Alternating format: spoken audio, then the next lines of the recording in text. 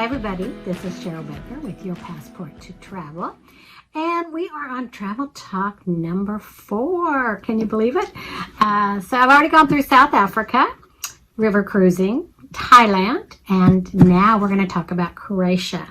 I absolutely love Croatia. Maybe that's because I have Croatian blood running through me. My grandfather was born in Yugoslavia, which was then changed to Croatia, and I've had the pleasure of going there 3 times already. Absolutely one of my favorite countries. Again, I've been to 74 and it's in my top 5. I would go back again and again. One of the things I really love about Croatia is there's so much history there that you don't even know about. Roman history. In fact, one of the biggest and most well-preserved amphitheaters is in Pula, Croatia, that most people don't even know about. So that's really cool. And we'll talk about that a little later. But another thing I love about Croatia is it's just been in the last 3 or 4 years that Croatia has become a destination to travel to. It's kind of a hidden gem. And so now's a good time to go because it's not as crazy busy with tourists as Italy or Greece or some of the other countries. But it has, again, so much to see. There's beautiful, beautiful beaches. There's Plivlik National Park, which is full of waterfalls and hiking. There's Zagreb, which is their biggest city that just has so many different cultural things. And then there's also, like I said, Pula, the peninsulas, that people don't even know that there's so much history in Croatia. So hopefully by the time we finish this talk, you will have an understanding of what you can see when visiting Croatia. So basically the best way, I think, there's a couple ways to get there. You can fly into Montenegro and then go across, or you can fly into Venice and then go across and start at the top, go all the way down to Dubrovnik at the bottom, and then up to Zagreb, and then I recommend going into Slovenia on your way home. So first of all, when you fly into Croatia, if you start in Venice, then it gives you a couple of days to actually see Venice, which I love. Again, one of my favorite cities. But then you can either fly over, take a train, take a boat, take a bus, and head over to Croatia. Pula is on a peninsula. It's down at the bottom of the peninsula. And again, it has one of the best preserved amphitheaters in the world, a Roman amphitheater. And in fact, it is still used today for many music festivals and different things. But they also do gladiator fighting during the summer and during many of the months of the year, which is, we didn't get to see that, but would be fun, especially if you're doing a family trip or a multi-generational trip. It would be great for the kids to see that part of history. Then, and I'm going to kind of reference this Croatian map, and I'll put it up so that you can see. But if you're looking here, Pula is right over here. So it's down at the tip of this peninsula. So from Pula, then you would go up to the top and then down to Zadar. Now Zadar is where there is a sea organ.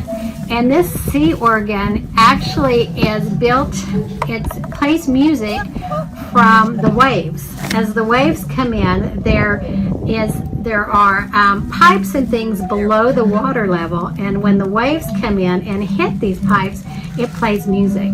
So literally you can sit there on the organ and just listen. And of course it never sounds the same because it depends on how the water is hitting.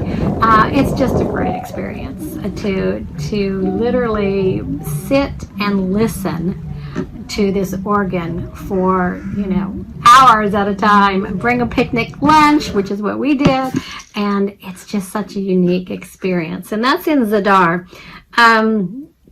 Then as you go down, Split, you've got to stop at Split.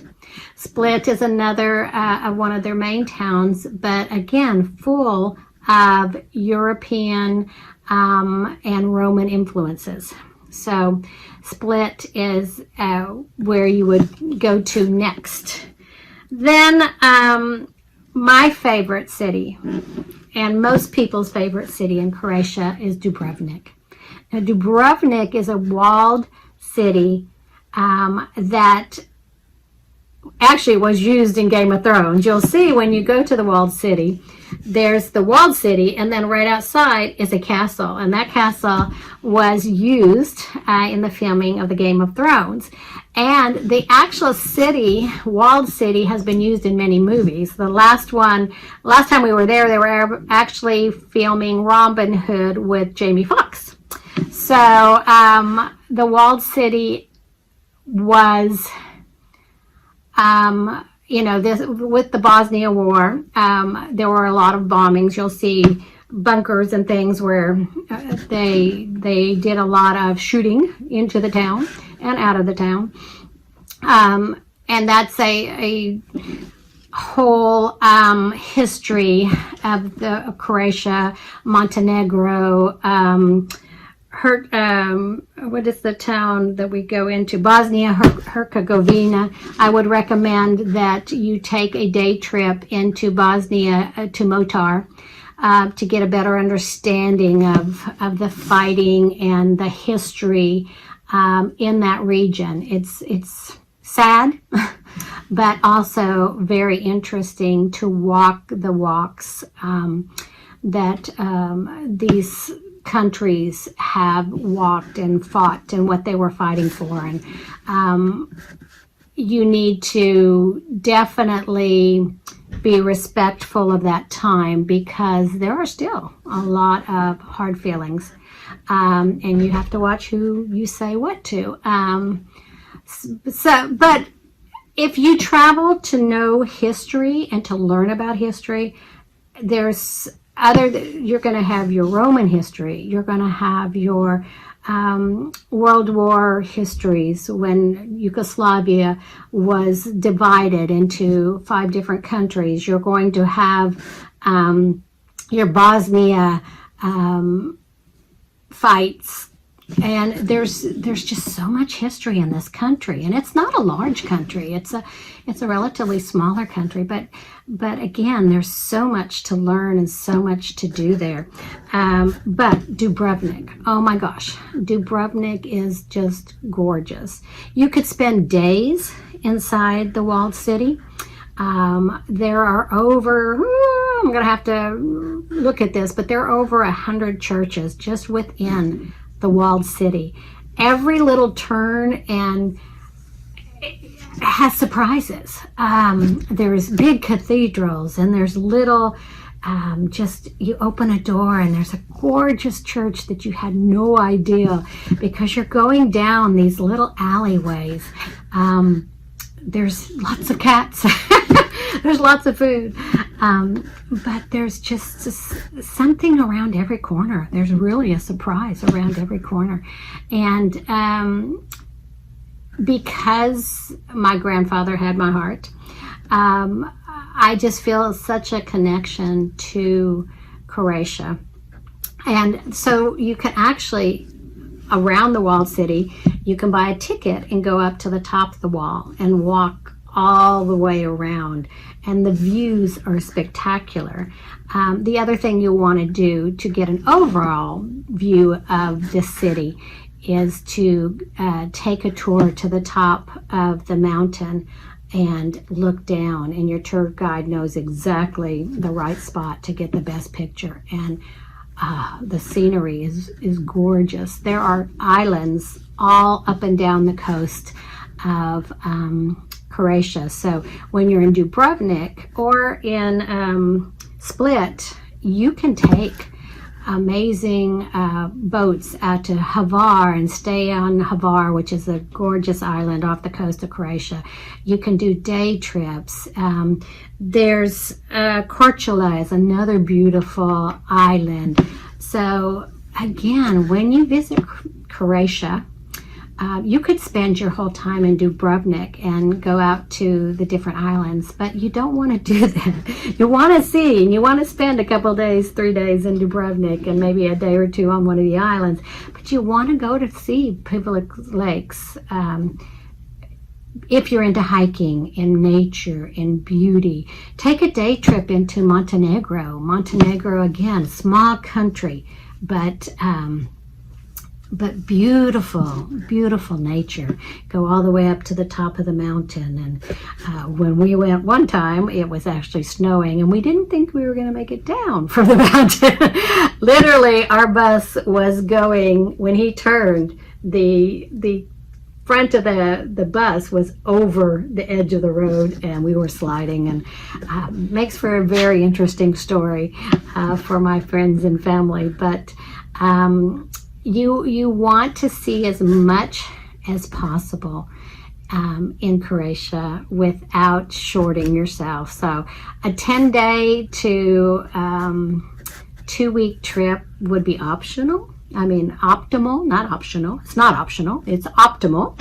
And once you actually leave, I would leave Dubrovnik and fly to Zagreb, visit the city. And then, oh my gosh, you have to go to Slovenia, which is just across the border. And one of the most beautiful towns in Slovenia is Bled. In Bled, it has this Lake Bled. And in the middle, there's this castle on top of this ridge that absolutely breathtaking. It's iconic. You've probably seen the picture. If not, I'll add the picture to this video. And then there's actually a island in the middle of the Lake Bled that a church is on, and you take a boat ride. The guy's rowing you out there. Take a boat ride out to this church, and there's so many steps. I think 80 steps going down, and this beautiful church out there. And they do a lot of weddings. But the funny thing was that in old times, it was the groom had to carry his bride up or down these 80 steps to see if he was worthy of his bride. Now, I couldn't do it. I can barely walk up the 80 steps, but it's if you're going to Croatia, you want to go into Slovenia and Bled. It's just the most gorgeous, iconic setting you'll ever see. Between Dubrovnik, and when you see a picture of Dubrovnik in a magazine, on a TV, on a video, it is iconic. You know that is Dubrovnik. And the same thing is true for Bled. When you see Bled and the island and the lake and the castle up above, you know that is Bled, Slovenia. So that is what I want to tell you about Croatia. It's a must. You have to go visit it before it gets totally overrun with tourists. It's beautiful. It's historic on so many different levels.